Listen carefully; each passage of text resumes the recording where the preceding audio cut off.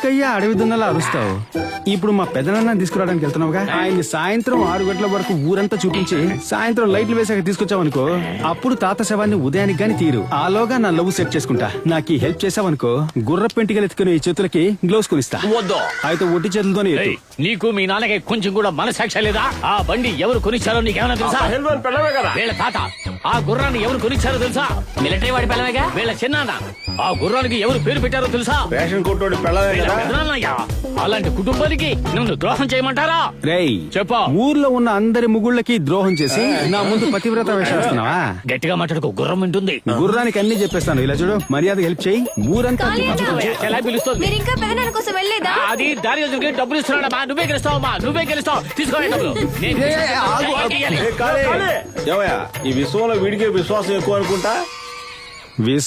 విశ్వాసం ఏ ఒక్కడికి కూడా నవ్వురానంత దరిద్రమైన